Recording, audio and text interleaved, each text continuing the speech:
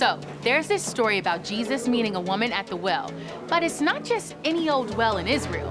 It's Jacob's well, the same Jacob from the Bible. And while we're not 100% sure exactly where that well was, we are going to a well in the same region. Let's go. Look at this well. If you look in it, the water is kind of dirty. There are rocks all around. We're in a valley between two mountains where there isn't a water source, like a river or lake nearby. People dug wells like this to find water that springs up from the ground. They call this kind of water living water.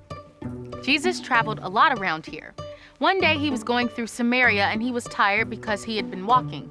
So he stopped at the well around lunchtime. A Samaritan woman was there and Jesus asked her for some water. It was weird for a man to talk to a woman he wasn't married to. And it was weird for a Jewish man to talk to a Samaritan woman.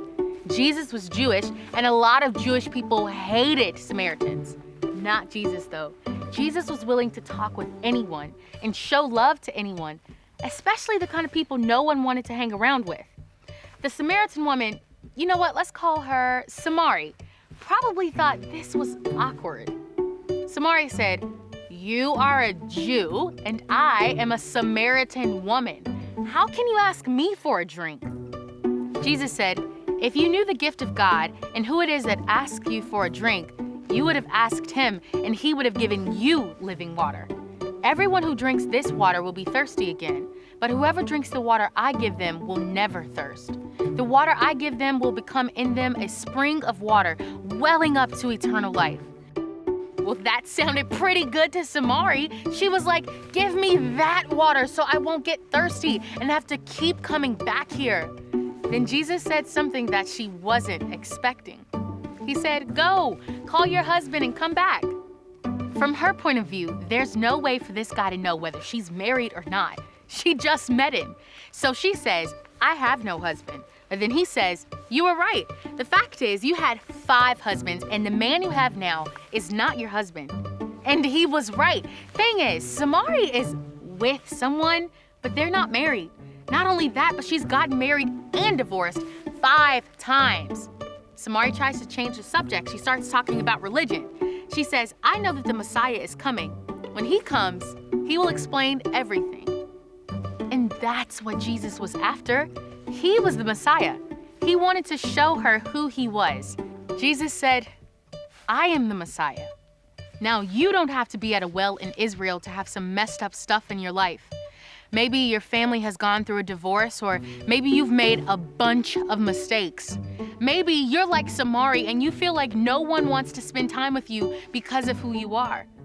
But Jesus does want to spend time with you, just like he wanted to spend time with Samari. He knew her past. He knew everything she ever did, but he talked to her anyway. He was kind to her, he was honest with her, and he showed her love.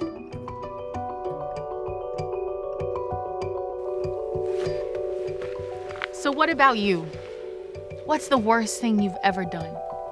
Not the worst thing you were caught doing, the worst thing you've ever done. What makes you feel ashamed or outcast or like no one could ever love you?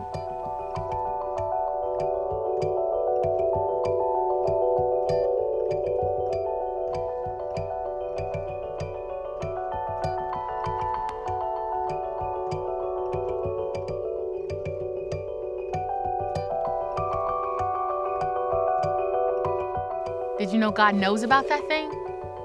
Whoever you are, whatever your past, God knows about it and he loves you anyway. He likes you anyway and he came for you anyway. And that's true wherever you are.